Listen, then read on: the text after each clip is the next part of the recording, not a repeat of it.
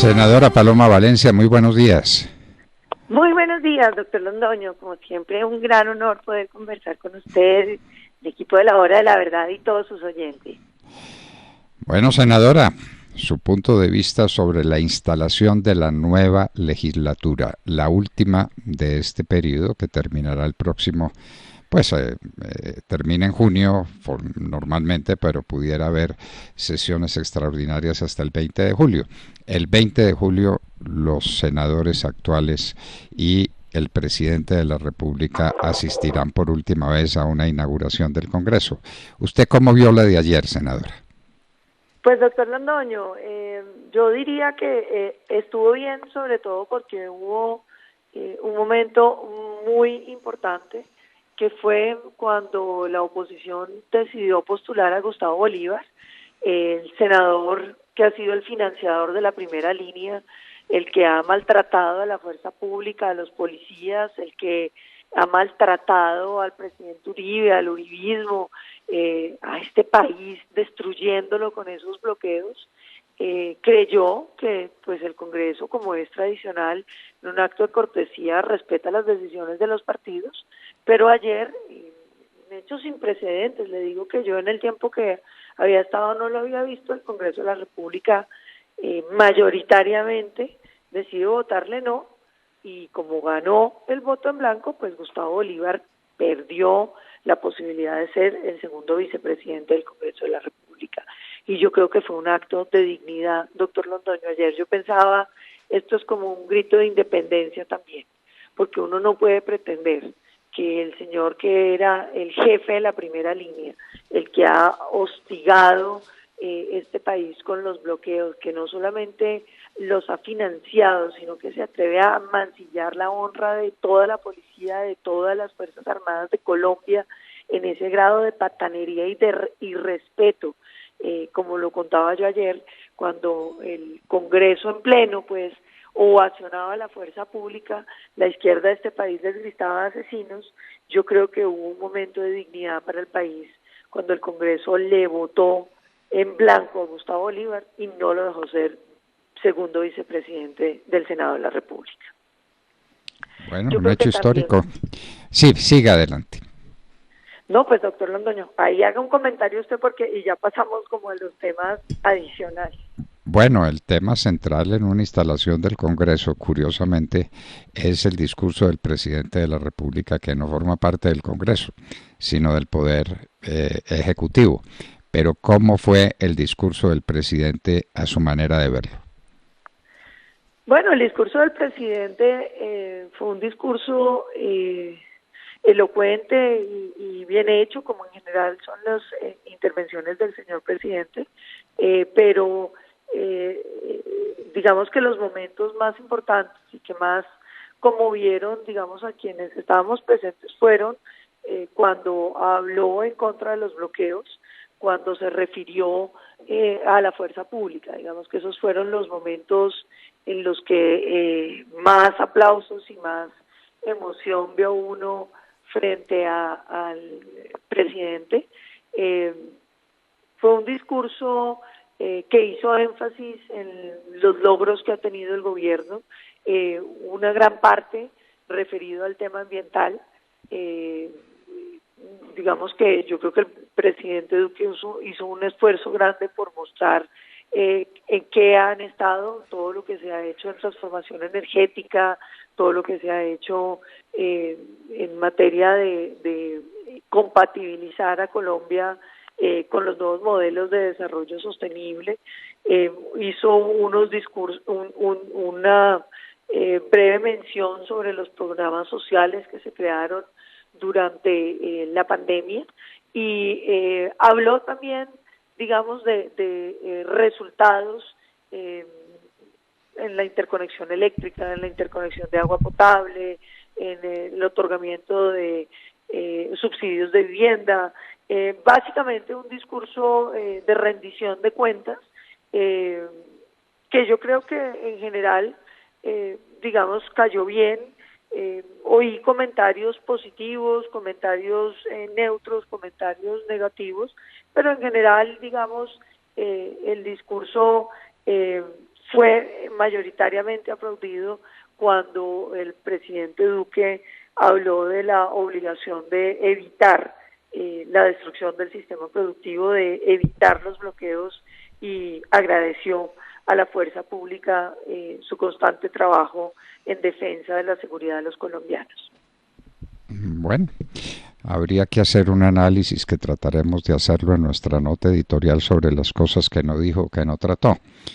Es para nosotros. De acuerdo, ahí hay temas. Sí. A mí me preocupó sobre todo que no se hablara del problema de la pobreza, que yo diría que es uno de los problemas más agobiantes que tenemos hoy, y me quedó faltando un capítulo sobre lo que estamos planeando en la reactivación, porque si bien dijo que íbamos a crecer al 7%, pues que en realidad sería el rebote del decrecimiento, pues producto de la pandemia, yo hubiera querido más profundidad en el tema de la reactivación económica, en especial qué íbamos a hacer con los micronegocios y los negocios MIPYME para el acceso al crédito, doctor Londoño, que esa es una de las grandes preocupaciones que sigue uno escuchando en el país, y qué vamos a hacer para lograr que realmente se puedan reactivar, cuáles van a ser las políticas para la reducción de los trámites y de las dificultades que tienen los negocios en Colombia,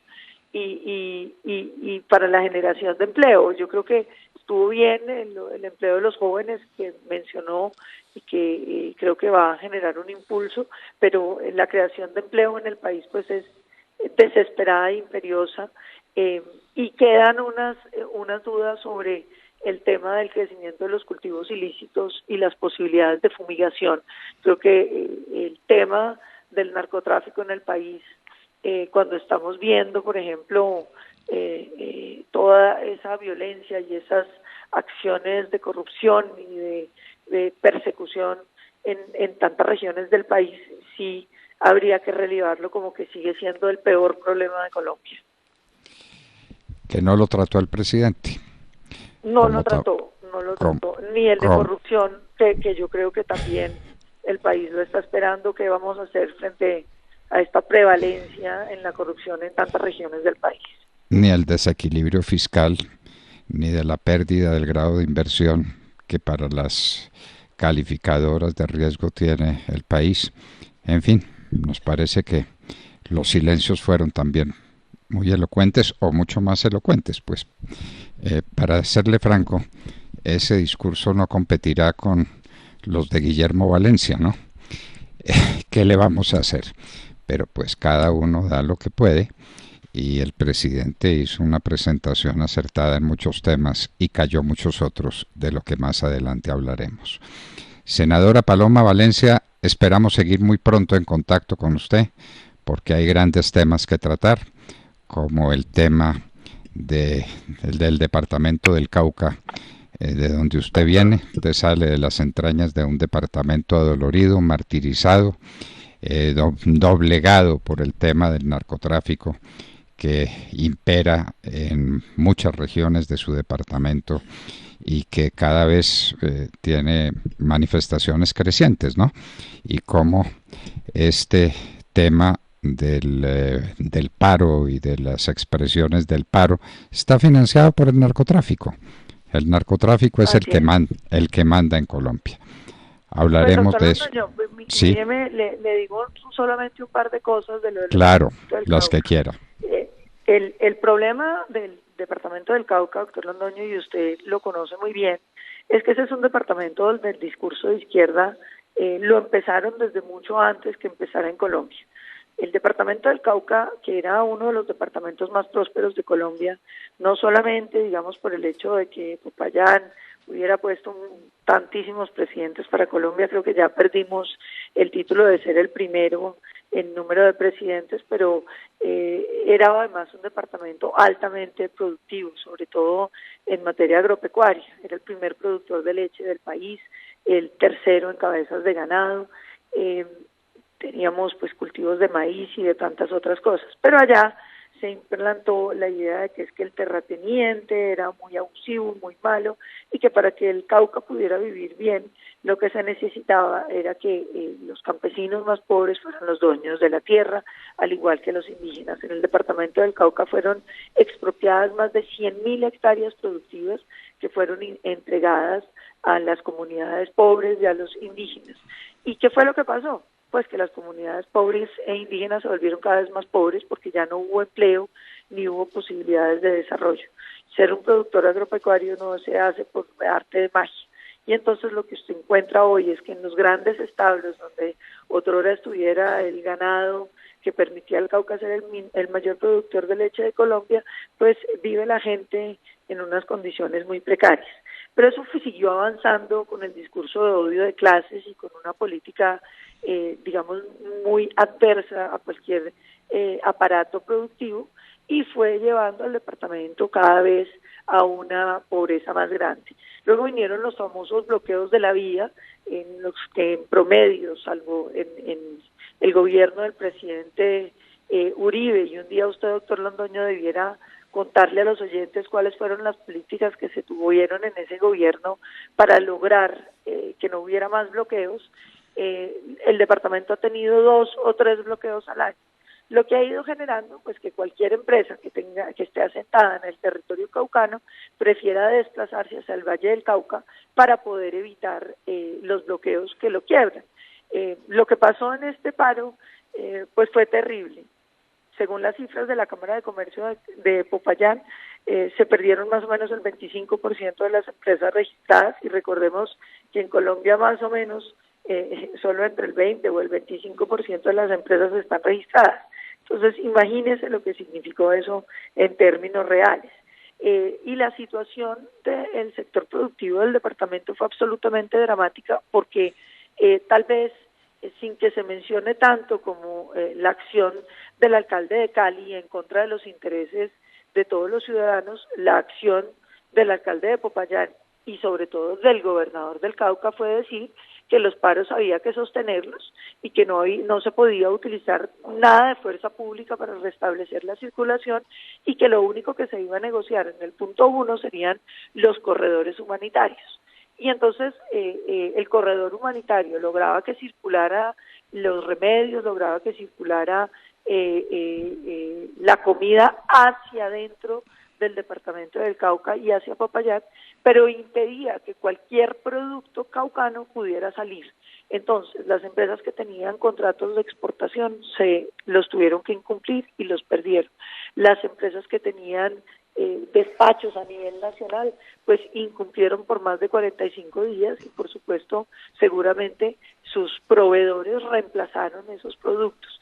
Entonces la situación del departamento del Cauca, pues que ya era grave, el Cauca estaba compartiendo indicadores económicos con el Chocó, pues va a quedar infinitamente grave. Hoy, doctor Londoño, lo que nosotros creemos que se debe hacer es buscar una ley como la ley Páez, que en algún momento, después de la tragedia del río Páez, se creara para el departamento del Cauca y que generó que las empresas asentaran en el norte del departamento, y eso generó unos ingresos y sobre todo un empleo muy importante para esa zona. Pues hoy lo que queremos es una nueva ley de alivio para el departamento del Valle, Cauca y Nariño, que nos permita reactivación económica y sobre todo que las pocas empresas que quedan en el Cauca pues no se vayan, que las pocas empresas que sobrevivieron en Nariño no se vayan, y en el Valle del Cauca, que el golpe fue gigantesco, pues podamos lograr una recuperación. Uno ve, doctor Londoño, una sevicia con el suroccidente que precisamente se generó por la organización del CRIC. Y precisamente yo tuve por eso un cierre de legislatura absolutamente triste cuando el señor ministro del Interior convocó a comisiones primeras conjuntas el último día de Congreso para sacar adelante una modificación de la Ley 80, que no hace otra cosa, doctor Londoño, que permitir que el CRIC y las organizaciones indígenas puedan no usar la Ley 80 y que además de recibir los giros que reciben del gobierno nacional puedan ejecutarlos sin ninguna obligación de cumplir la ley 80 y lo puedan hacer esas organizaciones de manera directa con los recursos que llegan. A mí sí me duele mucho, doctor Londoño, y lo tengo que decir claro y distinto, que cuando una organización indígena ha decidido destruir la capacidad económica del suroccidente, el premio sea que le salen a modificar la ley 80, que era uno de los pedidos que ellos habían hecho, y que se les cumpla simplemente como un acto de darles gusto y sin mirar que si uno sigue dándole respuestas positivas a quienes bloquean, a quienes destruyen el aparato productivo, a quienes no respetan el derecho al trabajo de los colombianos, nosotros vamos a terminar sin ninguna posibilidad, porque lo que hacen es legalizar esos bloqueos. Yo decía, doctor Londoño, y lo tengo que repetir, los bloqueos son hijos del Acuerdo de La Habana, porque es la misma política de que uno, a través de la extorsión, usted se acordará que para el Acuerdo de La Habana no hubo un cese unilateral de las acciones criminales. Entonces, cada vez que las FARC tenía un tema importante en la mesa, ejercía violencia contra los colombianos para que en la mesa le cedan. Y entonces este es el mismo procedimiento: violencia contra el aparato productivo, violencia contra los colombianos que quieren trabajar, violencia contra la circulación, la movilidad, la seguridad, y entonces van obteniendo los resultados que ellos quieren. Uno no puede permitir que la violencia secuestre los derechos de los colombianos y a cambio de eso se hagan las negociaciones. Me dolió mucho al final de la legislatura que eso ocurriera y que el gobierno no se dé cuenta que uno a los violentos no les puede dar lo que piden, porque legaliza ese tipo de violencia. Ya el paro, y usted lo vio, tiene frutos políticos. Van a la primera línea, anuncia la conformación de un partido político, y eso tiene dos propósitos, doctor Londoño. El primero, pues creer que la violencia es un excelente mecanismo para llegar a la política, y la segunda, el famoso delito político. Cuando en este país la gente se inventa un discurso político para disfrazar todos sus crímenes, entonces este país decide que toda la violencia que ejercieron es legítima y que vale la pena más bien negociar con ellos, darles espacio político. En Colombia hay que abolir, doctor Londoño, el delito político de la Constitución. Estamos radicando el día de hoy ese proyecto para decirle a los colombianos que aquí nadie que quiera hacer política puede tener una actitud violenta.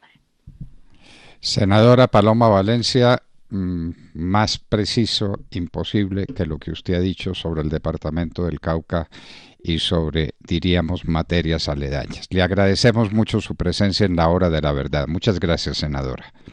Gracias, doctor Londoño. Un gran abrazo.